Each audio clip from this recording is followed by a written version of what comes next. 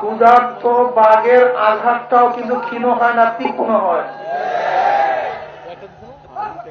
আমরা এখন ক্ষুধার্ত, পানিতে মারার জন্য যে পরিকল্পনা ভারত করতেছে, আমাদের শস্যকে ধ্বংস করার জন্য যে পরিকল্পনা আসতেছে, ক্ষুধার্ত বাঘের হুঙ্কারটাও ক্ষুধার্ত হয় না, খুব মারাত্মক হয়।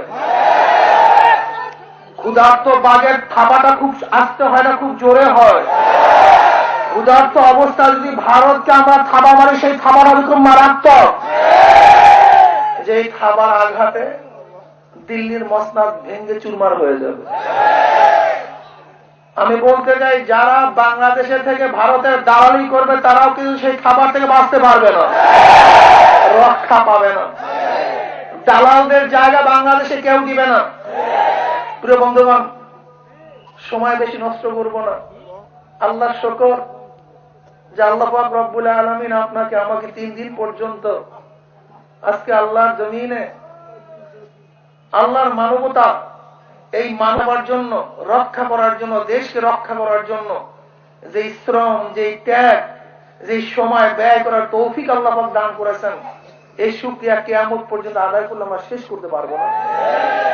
কাজে আমি বাংলাদেশের বর্তমান ক্ষমতাসীন দল, বিরোধী দল, যারা ক্ষমতায় যাওয়ার জন্য বুদ্ধি পাকাচ্ছেন, কি কথা বলে ক্ষমতায় যাবেন আর কি কথা বলেই আপনারা ক্ষমতায় থাকবেন, আসুন না আমরা সম্মিলিতভাবে বাংলাদেশকে বাঁচাবার জন্য, জাগ্রত করার জন্য কাঁধে কাঁধ মিলিয়ে চেষ্টা করি। শুধু এই গদি দখলের চেষ্টা না করি। গদি তো বহুত ছিলেন, আপনাদের কি হবে? আপনাদের তো লন্ডনে বাড়ি আছে, কেউ আমেরিকায় বাড়ি আছে, কেউ ছেলে পান বিয়েও করতে আমেরিকাতে, কি কথা ঠিক এরকম আছে না? আপনাদের চিন্তা কি? এদেশের চালের কেজি যদি 5,000 টাকাও হয়, আপনাদের অর্থের কোনো অভাব নাই। কেন? আমাদের মাথার গাম পায়ে ফেলানো হাজার হাজার কোটি টাকা চুরি করে আপনারা সম্পদে করেছেন। কিন্তু আমরা যারা গরিব দুঃখী মানুষ আছি, যারা কৃষক, শ্রমিক, মজদুর, তাদের কি অবস্থা হবে? আপনাদের অবস্থা তো এরকম, 500 টাকার নোটের উপরে যেই পরিমাণের চাল ধরে, এই পরিমাণের চালের দাম যদি 500 টাকা হয়, তাহলে আপনাদের কোনো অবস্থা, কোনো খারাপিয়াত নাই, কোনো চিন্তা ভাবনা নেই, কোনো হাজার কোটি টাকার মালিক আপনারা হয়েছেন। গণপ্রজাতন্ত্রী বাংলাদেশ সরকার, এই সরকারের নাম কি? সরকার গণপ্রজাতন্ত্রী বাংলাদেশ সরকার। বাংলাদেশ সরকার কি জানে না আজকে হাজার হাজার তার প্রজারা এখানে আসবে? আপনাদের জন্য সরকারের তরফ থেকে কোনো একটা বাথরুম করা হয়েছে, পানির ব্যবস্থা করা হয়েছে। তাই গণপ্রজাতন্ত্রী বাংলাদেশ সরকার হলো কোনো দলীয় সরকার বলতে পারেন না, স্বার্থবাদী সরকার বলতে পারেন না, জনগণকে পিষ্ট করে নিজের পেটকে বাঁচাবার সরকার বলতে পারেন না।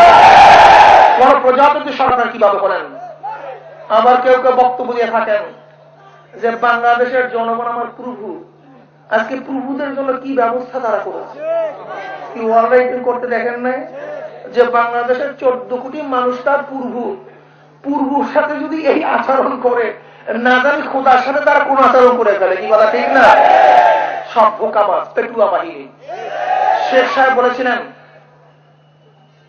8 কোটি জনগণ, 7 কোটি জনগণ, 8 কোটি কম্বল, আমার কম্বলটা কোথায় গেল?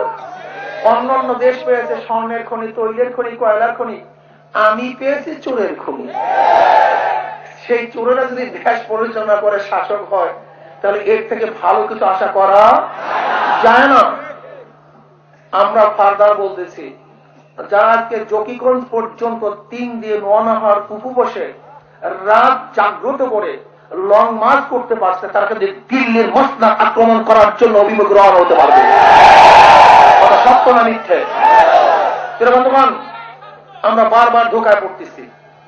ওই সমস্ত লম্পটরা, চোরেরা, ডাকাতরা স্টেজে উঠা বহুত বড় বড় বক্তৃতা করে, এইটা করব, ওইটা করব, সেইটা করব, তমুক করব, সমুক করব।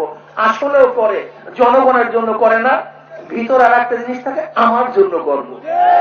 সেই কথাটা কি? সবই করব, কিন্তু কার জন্য? দেশের জন্য আর জনগণের জন্য না। কার জন্য? আমার জন্য করব। আজকে নাস্তিকবাদীরা মৌলবাদীদেরকে গালিগালাজ করে নাকি মুক্তাঙ্গনে আমরা টিপাই মুখের আন্দোলনকে কেন্দ্র করে মৌলবাদীদেরকে জাগ্রত করার নতুন একটা চক্রান্ত শুরু করেছে। মৌলবাদীদেরকে জাগ্রত করার জন্য, নাস্তিকদেরকে খতম করার জন্য নতুন নাস্তিকদেরকে ধ্বংস করার আন্দোলন। ইনশাআল্লাহ আজকে নাস্তিকদের স্পর্ধা বেড়ে গিয়েছে, নাস্তিকদের স্পর্ধা বেড়ে গিয়েছে। তাদের কথাবার্তা মাত্রা এড়িয়ে, মাত্রা সীমা অতিক্রম করে চলছে। তারা আজকে মুসলমানদেরকে বিভ্রান্তি দেখিয়ে কথা বলতেছে। আমি স্পষ্ট ভাষায় বলে দিতে চাই, নাস্তিকবাদীদের রাস্তা বাংলাদেশে ভাববে না। ইনশাআল্লাহ কয়েক গুটি কয়েক হাতে গোনা করে গোনা নাস্তিক, গুটি কয়েক হাতে গোনা নাস্তিক আজকে বাংলাদেশের মোড় সেজে বসেছে। কথা সত্যি না মিথ্যা? আজকে অনেক মিডিয়াকে বিদেশি আফসোসা ক্রয় করে নিয়েছে।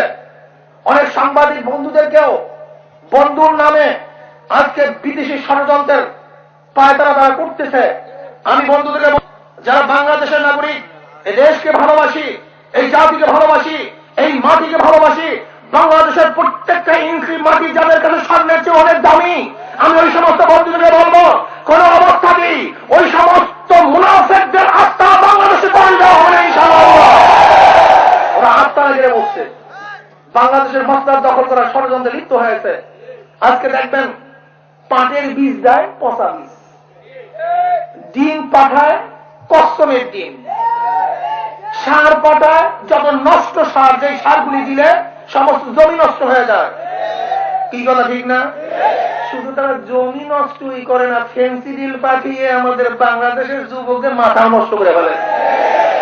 ফেন্সিডিল, হিরোইন, মরফিন, গাঁজা, যত মাদক দ্রব্য সব ভারতের বর্ডার থেকে আসতেছে। কথা সত্য না মিথ্যা? যখন আমাদের দেশের ধান উৎপন্ন হয়, খবর পেয়ে তখন তারা ধানের দাম, চাউলের দাম কমাইয়া দেয়।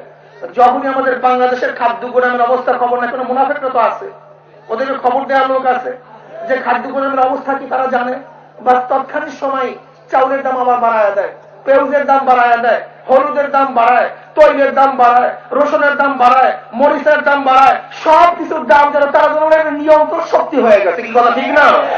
এই নিয়ন্ত্রণ শক্তি, এই নিয়ন্ত্রণ শক্তিকে আমরা বাংলাদেশের জনগণ ঐক্যবদ্ধ হয়ে তাদের এই শক্তিকে চিরতরে নস্যাৎ করার জন্য রাজি আছে কিনা? ইনশাআল্লাহ মনে করতে হবে, আজকে 39 বছরের মধ্যে ভারত আমাদের কোন কাজই বন্ধুত্ব পরিচয় দিতে পারে নাই। পাকিস্তান আন্দোলনে, পাকিস্তান বিরোধী আন্দোলনে বাংলাদেশ গড়ার ক্ষেত্রে তারা যে ভূমিকা পালন করছিল তার চেয়ে অনেকটা বেশি তারা নিয়ে গেছে। হাজার হাজার কোটি টাকার সম্পত্তি, অস্ত্র নিয়ে গেছে, এদেশের মানুষদেরকে লুণ্ঠন করেছে, ছোট ছোট ঘরের মধ্যে তারা ঢুকে অত্যাচার করেছে, অবিচার করেছে। এই পর্যন্ত ভারত আমাদের বন্ধুত্বের কোন পরিচয় দিতে পারে নাই। ভবিষ্যতে যদি ভারত বন্ধুত্বের কোন পরিচয় না দিতে পারে এবং এদেরকে যারা সহযোগিতা করবে, আমরা তারা তাদেরকে শত্রু হিসেবে চিহ্নিত করবে ইনশাআল্লাহ। এবং বাংলাদেশের মস্তকে কোনো অবস্থাতে বসতে দেওয়া যাবে না।